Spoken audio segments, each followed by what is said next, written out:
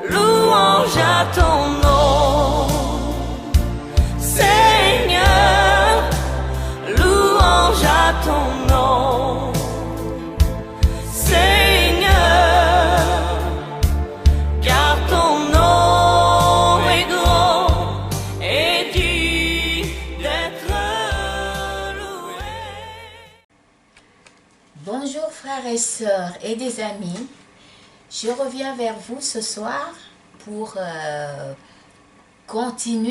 continuité d'un sujet très important qu'on a fait la dernière fois sur la prière. On a fait une partie et aujourd'hui on va voir un autre aspect de la prière. Et je suis très heureuse de vous retrouver ce soir. Alors, je reviens pour justement parler de la prière parce qu'on a dit beaucoup de choses la dernière fois concernant la prière et je suis sûre que vous vous en rappellerez de toutes ces choses. Alors, la prière qui reste sans réponse, parce que tout le monde, quand on prie, on a envie d'avoir une réponse. Et ça, c'est très important. Mais il faut savoir une chose, c'est que la prière n'est pas un ordre donné à Dieu, où il doit juste exécuter. Non. La prière, c'est juste ce qu'on demande à Dieu et on attend que sa volonté soit faite. Parce qu'il ne nous doit rien. Il n'est obligé à rien de nous faire quoi que ce soit. Ça veut dire que nous sommes les demandeurs. Et c'est lui qui dispose de tout. Mais n'ayez pas peur parce qu'il est bon. Il est véritablement bon. Il est généreux. Il est infiniment bon. C'est pour ça que même si on est infiniment petit par rapport à lui, il entend nos prières. Il nous exauce parce qu'il est bon. Alors, par rapport à ça, je veux déjà commencer par nos prières qui ne trouvent pas de réponse. Quand on fait une prière à Dieu, il y a 3 réponses possibles. Oui, je t'exauce. Non, je ne t'exauce pas. Attends. Voilà, 3 réponses. Alors, des fois, quand lui, il nous dit « attends », on croit qu'il a déjà refusé. Tout simplement parce qu'il sait des choses que nous, on ne sait pas. Il sait que Florence est comme ça. Si je lui donne ça, ça ne lui servirait pas. Elle se perdra avec ce que je lui donne là, ce qu'elle me demande là. Alors, il ne va pas le faire. Il va faire une chose, c'est que il va mettre en place le système qui va fonctionner pour me préparer à recevoir cette chose. Et quand je l'aurai, je serai prête à la recevoir et à gérer. C'est pour ça, quand il dit « attends », c'est ça. Et des fois, il peut dire non, parce qu'il sait que elle veut être riche. Si je lui donne la richesse, elle fera. Elle sera tellement mal. Il y aura ça, il y aura ça, il y aura ça, il y aura ça. Je ne veux pas ça pour elle. Alors, il ne va pas le faire. Par amour pour moi. C'est pour ça que je vous exhorte à avoir confiance en Dieu. Quand on lui demande une chose, s'il dit non, il faut accepter et lui faire confiance. Parce que lui, il a déjà compris que ça ne nous servirait pas. Pas dans le bon sens. S'il dit attends, il faut aussi lui faire confiance et attendre. Et c'est pour ça, quand je parlais des langages tout à l'heure, quand on apprend à parler le langage de Dieu, quand il dit oui, on l'entend. Quand il dit non, on l'entend. Quand il dit attends, on l'entend aussi. Pourquoi? Parce qu'on a appris à parler le langage de Dieu. Donc, la prière est une chose qui ne dépend pas de nous. Tout dépend de Dieu. Tout, quand je dis tout, c'est vraiment tout. C'est lui qui a tout dans sa main, c'est lui qui décide. Nous, on est juste là pour attendre. Alors, ce soir, je vous ai promis la dernière fois de vous parler de la prière du juste. La prière du juste, j'ai déjà entendu beaucoup de gens parler de la prière du juste. Et on dit que la prière du juste a une très grande efficacité. Je suis d'accord avec ça, mais on va voir dans quel sens. Et qu'est-ce que c'est que la prière du juste? La prière du juste, c'est une prière que quand on l'a fait, elle ne peut pas rester sans réponse. C'est pour ça qu'on dit qu'elle a une très grande efficacité. La prière du juste, je suis en train de chercher dans mon papier où je l'ai marqué. La prière du juste. Avant de vous parler de la prière du juste, je voudrais vous exhorter à une chose, c'est que nous les chrétiens, quand on est un vrai chrétien qui sert Dieu, qui aime Dieu et qui veut que les choses avancent, quand on a fait quelque chose qui n'est pas juste devant Dieu, c'est vrai que beaucoup de choses, comme on ne connaît pas souvent les Écritures, on a certains comportements qui ne vont pas dans le sens de Dieu. Mais que, au fond de nous, on croit que c'est ce que Dieu veut et que c'est juste devant Dieu. Mais ce n'est pas toujours vrai. Alors, la prière du juste va arriver à ce moment-là, parce que quand on fait quelque chose de mal, on ne se repent pas. On se met dans l'idée qu'on a raison. On ne demande pas pardon. Là où la prière du juste va être entendue et exaucée, c'est que la victime de nos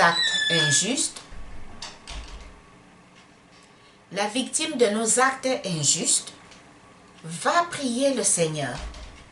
Seigneur, tu vois, la sœur Florence m'a fait ça. Ce n'est pas juste. Et voilà ce que je te demande. Seigneur, permets telle chose, fais-moi justice. Et quand cette victime-là, qui a raison, parce qu'il ne faut pas la faire quand on a tort, elle ne marche pas. Mais quand notre victime a raison, cette prière va être exaucée. Véritablement exaucée. Parce que Dieu fait toujours justice. Parce qu'il est juste. Et il n'accepte pas l'injustice. C'est à nous de réparer notre injustice vis-à-vis d'un tel.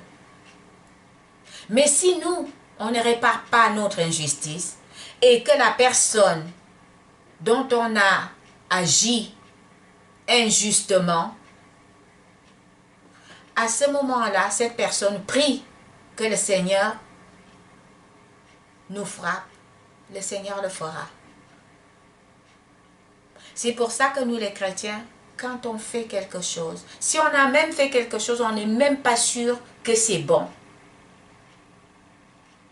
Prenons nos propres raisonnements, mettons-les de côté. Allons interroger la Bible et voir qu'est-ce qu'on aurait dû faire. Qu'est-ce qu'on a fait? Demandez pardon à la personne, demandez pardon à Dieu. Et là, si la personne qui est en face de nous a refusé de nous pardonner, Dieu nous pardonnera. Mais si la personne à qui on n'a pas demandé pardon, c'est lui qui demande justice à Dieu, Dieu lui fera justice, mais contre nous. C'est ça la prière du juste. C'est pour ça qu'elle a une très grande efficacité, parce que notre Dieu est juste. Alors, on va lire dans Matthieu, chapitre 6, le verset 1. Pour que cela se passe comme je viens de le dire, il y a un conseil qui nous vient dans Matthieu 6, le verset 1, qui dit « Gardez-vous de pratiquer votre justice devant les hommes pour en être vus. » Parce que des fois, même quand on nous dit qu'on a tort, on va persister, on va dire « Non, non, non, non, non, non, non, c'est lui qui a tort, c'est pas moi. » On ne veut rien savoir. Donc, quand on prend ces positions-là, à ce moment-là, Dieu ne sera pas avec nous. Si la victime demande à ce que le Seigneur lui fasse justice, le Seigneur lui fera justice, mais contre nous. J'ai aussi pris un autre livre, le livre de Romains, le verset 12, le chapitre 12, verset 19. Romains 12 et 19, qui dit « Ne vous vengez point vous-même, bien-aimés, mais laissez agir la colère, car il est écrit « À moi la vengeance, à moi la rétribution, dit le Seigneur. » Alors, vous voyez, ça veut dire que même nous, quand quelqu'un vous fait une injustice, quelque chose de méchant qui n'est pas justifié, juste parce que cette personne veut vous faire du mal. Si on se décide à nous venger nous-mêmes, le Seigneur ne peut plus agir pour nous. Mais si on décide de laisser le Seigneur agir, Seigneur, fais-nous justice, il va le faire. Il va le faire. Parce que le Seigneur lui-même, il dit, à moi la vengeance, à moi la rétribution. Donc, voyez, si on a besoin de justice, faisons confiance à Dieu, laissons le Seigneur agir. Au lieu que nous-mêmes, nous mettons sur le front et que nous faisons tout ce qui est possible pour faire du mal, à moi on ne me fait jamais ça. Ce genre de raisonnement n'est pas chrétien. Laissez le Seigneur agir. Donnez-lui l'occasion de vous faire justice. Il le fera. Et c'est ça la prière du juste. Quand on dit la prière du juste, cela ne signifie pas que la personne qui prie soit juste en tout. Non, loin de là. On parle de la prière du juste uniquement et seulement par rapport à la cause d'une personne victime qui réclamerait justice à Dieu pour l'injustice subie. Donc, c'est ça la prière du juste. J'ai été dans pas mal d'églises et j'ai entendu, on disait que la prière du juste a une très grande efficacité. Priez, le Seigneur va vous répondre. Non, la prière du juste n'est pas la prière normale qu'on fait. C'est une prière qu'on demande la justice de Dieu. Et en général, il répond. Alors, je vais vous expliquer un exemple de cette prière-là. Une situation qui est parfaitement bien expliquée à travers l'exemple du prophète Jérémie. Parce que c'est Dieu qui a envoyé Jérémie à aller parler au peuple d'Israël. Et ce que Jérémie faisait, c'était Dieu qui l'envoyait. Et le peuple d'Israël a pensé que Jérémie était juste là pour leur pourrir la vie. Alors, à force, et qui ne voulaient même pas écouter, ils ne voulaient pas faire ce qu'il disait. Alors, ce qui s'est passé, c'est qu'ils ont décidé, tout simplement, de l'éliminer. Jérémie l'ayant appris, qu'est-ce qu'il a fait? Il a fait la prière du juste. Alors, je vais vous expliquer cette prière. Donc, c'est Jérémie 18, du verset 18 au verset 23. Je vais vous lire à peu près les choses que Jérémie a demandées à Dieu. Et croyez-moi, Dieu n'est pas resté insensible à cette prière.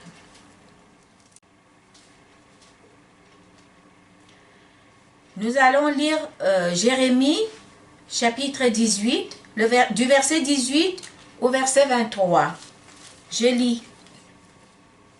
Et ils ont dit, venez complotons contre Jérémie, car la loi ne périra pas faute de sacrificateur, ni le conseil faute de sage, ni la parole faute de prophète. Venez, tuons-le avec la langue. Ne prenons pas garde à tous ces discours. Écoute-moi, Éternel, et entends la voix de mes adversaires. Le mal sera-t-il rendu pour le bien? Car ils ont creusé une fosse pour m'ôter la vie. Souviens-t'en, je me suis tenu devant toi, afin de parler en leur faveur et de détourner d'eux ta colère. C'est pourquoi livre leurs enfants à la famine, précipite-les par le glaive, que leurs femmes soient privées d'enfants et deviennent veuves, et que leurs maris soient enlevés par la peste, que leurs jeunes gens soient frappés par l'épée dans le combat, qu'on entende des cris sortir de leur maison, quand soudain tu feras fondre sur eux des bandes armées. Car ils ont creusé une fosse pour me prendre. Ils ont tendu des filets sous mes pieds. Et toi, Éternel, tu connais tous leurs complots pour me faire mourir. Ne pardonne pas leur iniquité. N'efface pas leur péché de devant toi. Qu'ils soient renversés en ta présence. Agis contre eux au temps de ta colère. Alors quand nous lisons cette prière, elle est dure, mais très très dure. Parce que quand on arrive à demander ça, c'est tout le monde, il demande à ce que tout le monde soit frappé dans une famille, du père jusqu'à la mère, les enfants. Tout le monde est frappé là. C'est ce que Jérémie demande. Et quand on entend ce genre de prière, ne pensez pas, parce que la prière du juste, c'est une prière du juste, parce qu'il ne leur a rien fait. Et Dieu exauce cette prière toujours.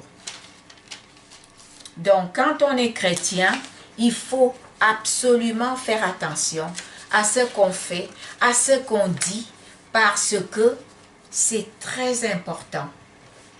La prière du juste peut condamner notre vie. Des fois même sans qu'on le sache. Parce que dans notre vision des choses, dans notre manière de voir, on va penser que c'était bien, c'était juste. Or que devant Dieu, ça ne l'est pas. C'est pour ça qu'on doit apprendre à parler le même langage que Dieu, à comprendre sa loi, à l'inscrire dans nos journées, dans notre quotidien. Maintenant, dans nos prières, ce que je vais vous exhorter de faire, c'est vrai, Jérémie était en colère. Il a demandé, c'est très dur ce qu'il a demandé. Mais je vous exhorte dans nos prières que quand nous on fait nos prières, il faut absolument qu'on ressente l'amour dans nos prières. C'est pas parce que quelqu'un agit mal que nous aussi on doit agir mal.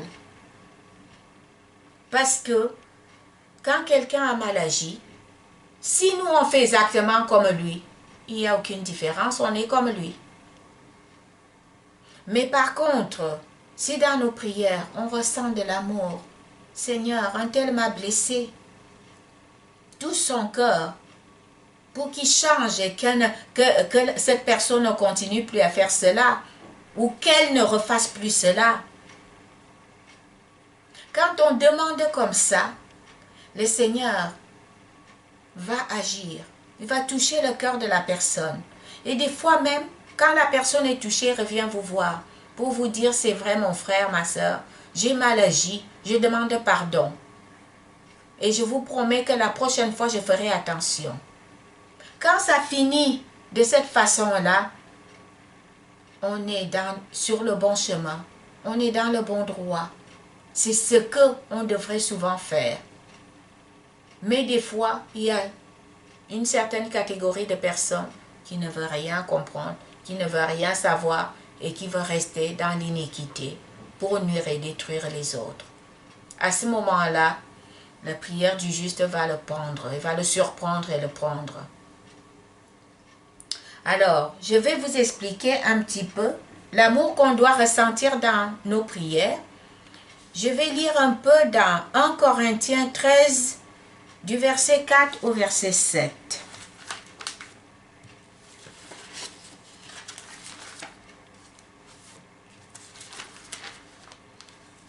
Un Corinthiens, ouais, c'est ça.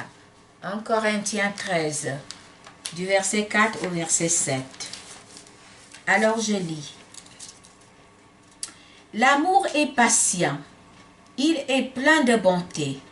L'amour n'est point envieux. L'amour ne se vante point. Il ne s'enfle point d'orgueil. Il ne fait rien de malhonnête. Il ne cherche point son intérêt. Il ne s'irrite point. Il ne soupçonne point le mal. Il ne se réjouit point de l'injustice, mais il se réjouit de la vérité. Il excuse tout. Il croit tout. Il espère tout. Il supporte tout. Je voulais finir par ce verset pour vous dire que il y a une façon d'aimer qui n'est pas facile. Parce que cette façon d'aimer qui n'est pas si facile, on doit le ressentir dans nos prières à nous. Parce que l'amour est parfois difficile à montrer ou à le donner. Parce que l'amour n'est pas toujours donner quelque chose qu'on a en trop pour l'autre. Des fois, l'amour est parfois reprendre l'autre. L'amour est parfois quand quelqu'un vous a fait souffrir, vous dites, c'est pas grave, je pardonne. C'est ça aussi l'amour. L'amour excuse tout. Il n'a pas fait exprès, il l'a fait. Ça m'a fait beaucoup de mal, mais il n'a pas fait exprès. Je lui pardonne. Quand on reprend un frère, c'est de l'amour. Parce qu'on ne veut pas qu'il reste dans certaines choses. On veut l'emmener à la vérité. L'amour de Dieu est très difficile pour nous les êtres humains. Parce que on est amené parfois à faire des choses qu'on n'aime pas, qu'on ne voudrait pas. Quelqu'un est venu, il vous a insulté, il vous a traité de tous les noms. Et de là, à ne pas répondre, de ne pas faire la même chose, c'est pas évident. Mais c'est un peu ça aussi qu'on nous demande. De lui dire, voilà, toi tu as pensé ça, moi je ne le voulais pas. Si je t'ai fait mal, pardonne-moi. Des fois, vous allez voir que la personne qui était tellement remontée, du fait que vous reconnaissez votre faute et que vous lui demandez pardon, ça calme des fois les choses. Et des fois définitivement. Des fois, il peut même devenir un ami. Rien que pour ça. Parce qu'il va vous trouver honnête. Parce qu'il va vous trouver bon. Alors ça peut faire changer beaucoup de choses chez lui. Et c'est pour ça que je vous exhorte justement à ressentir cela dans nos prières. Au lieu de dire, Seigneur, un tel m'a fait ça. Tue-le, punis-le, tue ses enfants. On peut juste dire, Seigneur, touche leur cœur pour qu'ils changent, pour qu'ils te connaissent tel que moi je te connais. Et à ce moment-là, si le Seigneur les touche, ils seront les premiers à venir vous voir et à vous dire qu'écoutez, ça s'est passé comme ça, est-ce qu'on peut oublier? C'est ça aussi l'amour. Donc, dans nos prières, il faut qu'on utilise cette formule d'amour en tout et pour tout. Pas que dans nos prières, dans notre quotidien aussi. Il faut qu'on montre de l'amour autant qu'on peut, chaque fois qu'on a l'occasion. Alors, je vous remercie infiniment pour ce soir et je vous invite à liker si ça vous a plu et j'espère que vous aurez des commentaires et des questions. Merci et à bientôt. Que le Seigneur vous bénisse. Louange à ton nom.